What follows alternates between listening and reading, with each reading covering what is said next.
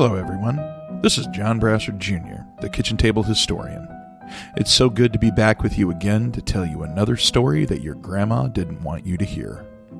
If you'd like to get up to date with what I've been doing, please follow us at the Kitchen Table Historian on Facebook or Instagram.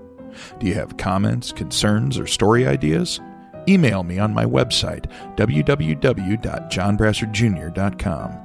While you're there, you can learn more about me, the show, or find another place to check out past podcast episodes, or, if you prefer, read them in article form instead.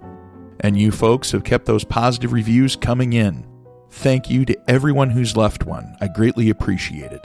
If you haven't yet, please leave a 5-star review on Apple iTunes or an equal review on the podcast provider of your choice.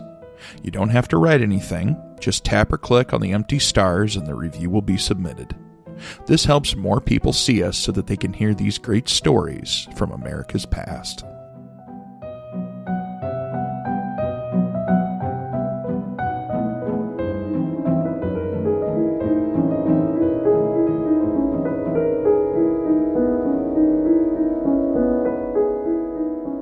Guy Gilbert was probably a little surprised when his son showed up on the doorstep of his Yale, South Dakota home. While far from unwelcome, Gene hadn't said anything about coming for a visit. Still, while surprising, it was far from unusual for Gene to just show up like this out of the blue. Guy took a glance outside, but didn't see Gene's wife and kids. That also wasn't anything surprising. Most of the time when he showed up like this, Gene was by himself. They lived about 8 hours away in eastern Iowa, and that kind of trip can be hard enough by yourself, let alone with a bunch of cramped, uncomfortable kids. Guy welcomed Gene inside. Guy Jr., Gene's brother, was also there, and the three of them sat down to talk. Overall, it was a pleasant visit. While they spoke, Gene mentioned that he hadn't been feeling well. He also said that he had stopped to see his mother, Evelyn Bacon, before coming over there. Guy Sr. and Evelyn had divorced several years before, but Gene kept on good terms with them both. The next morning, the two men left Gene sleeping on a cot while they went to a doctor's appointment.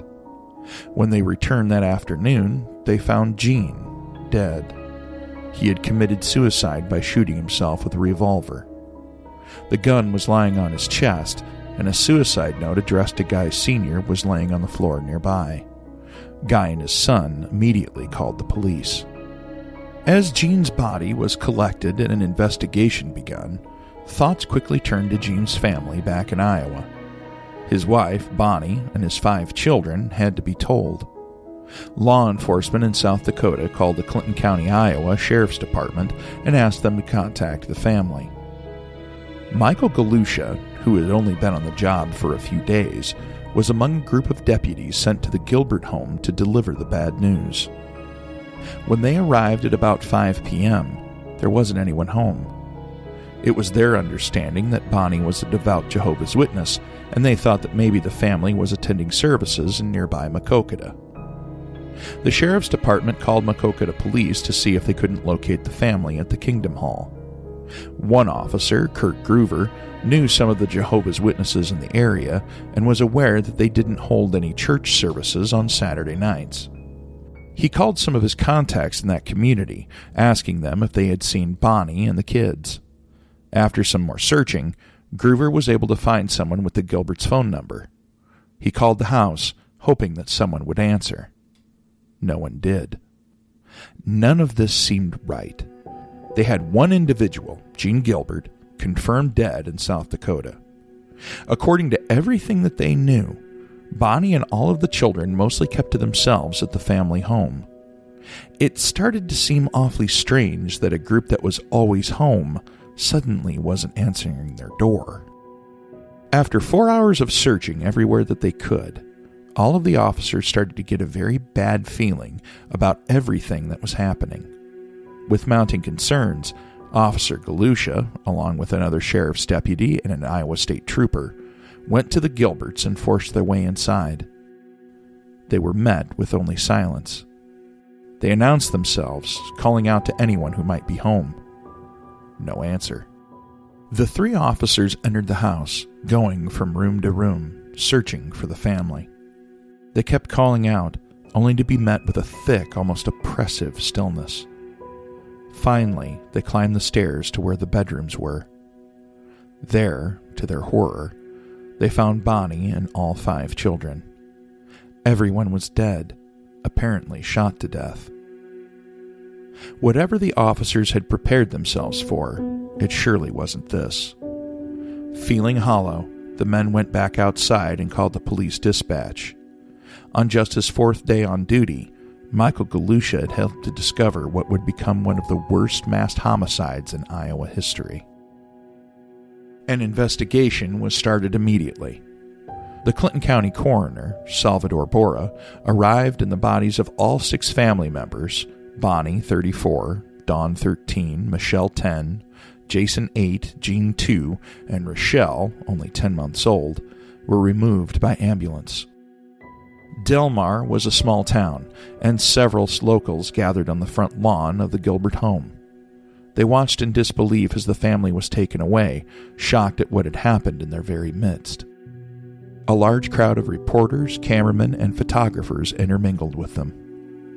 Members of the Iowa Department of Criminal Investigation spent the entire day at the house, collecting evidence and determining what exactly had happened in the home. All of the family members had been killed upstairs, almost all of them where they slept. None of them had put up any struggle, with the exception of Dawn, the Gilbert's oldest daughter. She must have woken up during the murders and struggled with her attacker. Sadly, she was overpowered, restrained with a length of nylon cord, and then executed. Coroner Borra would later determine that all of the victims had been killed by being shot in the head at least once with a .38 caliber handgun. Police detectives began to question everyone even remotely related to the case, from family to Bonnie's fellow church members. They soon realized that there had been much more going on with Gene Gilbert and his family than it would seem.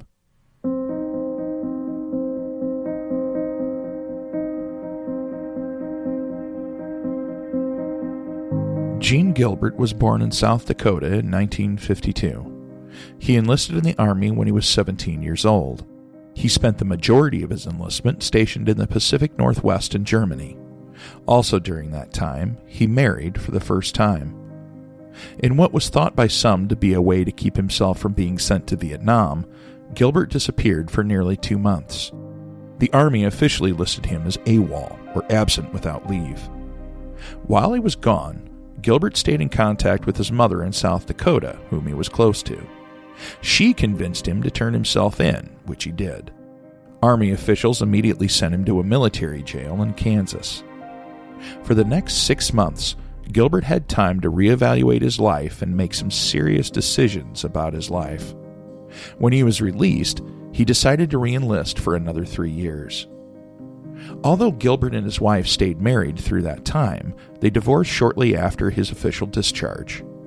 By the time it was over, Gene was left virtually penniless, a motorcycle his only major possession. With that chapter of his life over, he headed back to South Dakota. Gilbert seemed to have a hard time settling down into one job. He spent the next several months doing everything from selling mobile homes to painting houses. In the mid-1970s, Gilbert's mother introduced him to her friend Bonnie. Bonnie was a single mother with 3 children and was a devoted Jehovah's Witness. One thing led to another, and Bonnie and Gene were married at the end of 1976. In 1979, they moved to Delmar, Iowa, not far away from where Bonnie's mother lived. They rented a modest 2-story house, large enough to accommodate their growing family. By that time, Bonnie and Gene had a son that would soon be followed by a daughter, Rochelle. Gene found a job working for Seven Hills Pavement Maintenance. Eventually, however, he lost that job due to physical problems and began to collect disability checks. His marriage didn't seem to be going well either.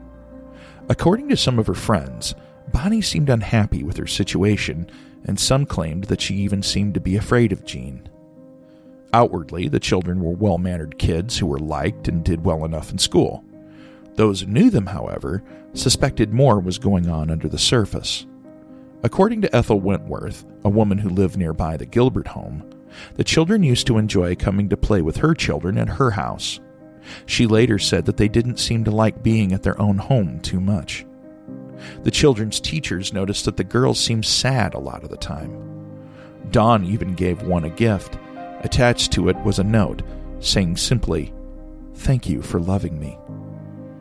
Most of the town thought that Gene was, as they described it bluntly, weird. He was very reclusive, hardly interacting with any of his neighbors. On one occasion, one neighbor tried to introduce herself when he was getting into his mailbox. Instead of acknowledging her, Gene simply turned his back on her and walked away.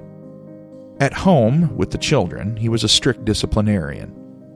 In the Gilbert household, all of the children were responsible for doing the housework. They were compensated with $2 a month for their efforts. However, Gene was an unrelenting critic of their work. If he found anything that didn't meet his standards, including just a piece of lint or a small streak of dust, then he would ground his children. This punishment could last upwards of a few months at a time. Perhaps his biggest pet peeve, though, was talking on the telephone. Gene didn't believe in talking to anyone more than a few minutes at a time. If he thought any of the children were taking too long, he would grab the receiver out of their hands and slam it down on the cradle. Even Bonnie was afraid of being caught talking on the phone for too long. When he got angry, Gene would leave and go to the movie theater in Maquoketa by himself. He especially loved horror films. Other times, he would leave the area altogether, driving all the way back to South Dakota to spend time with his family, leaving a brief note to tell Bonnie where he had gone. This was a regular enough occurrence that Gene's family didn't think anything of it when he turned up out of the blue the previous day. It was just another personality quirk that they had learned to accept. Now, however, with his family dead and his subsequent suicide, police began to suspect much more sinister motives behind his last trip home. Those suspicions were compounded by a growing amount of evidence that Gene may have been mentally disturbed.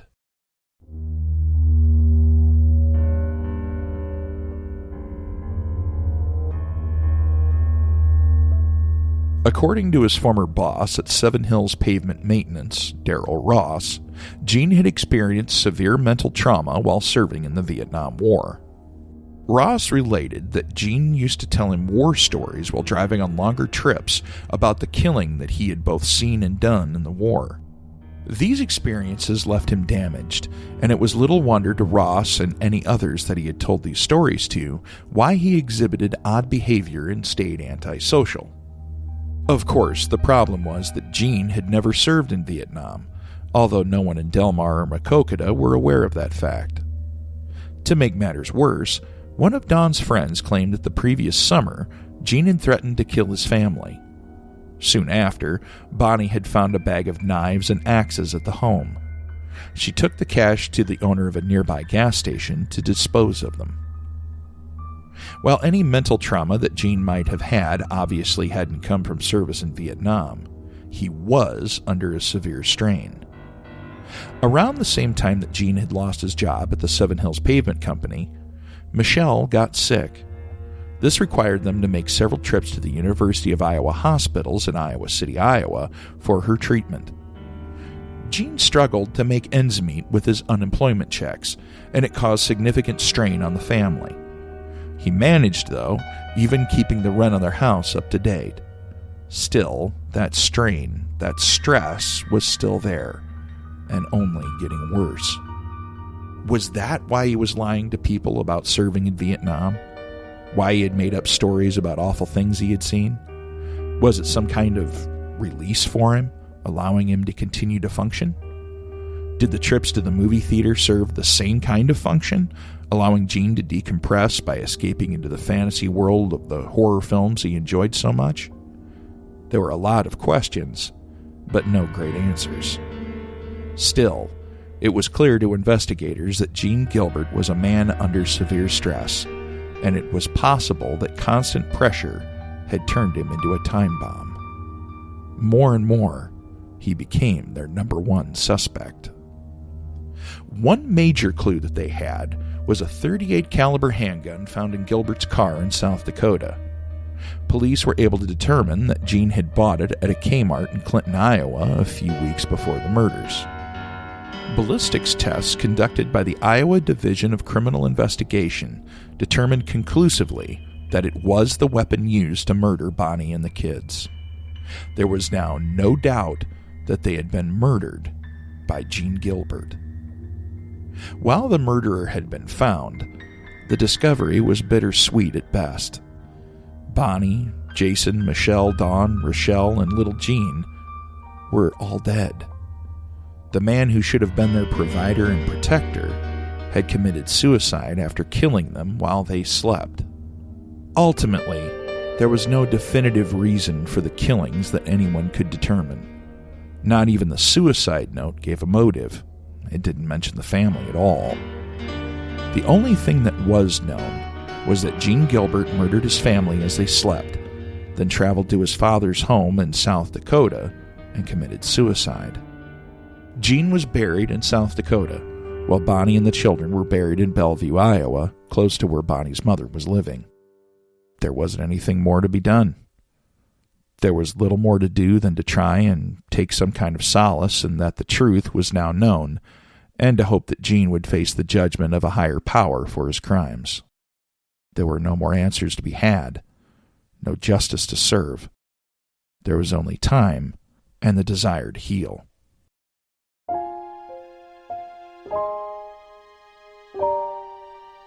While life does move on, the wounds caused by these tragic murders never really heal.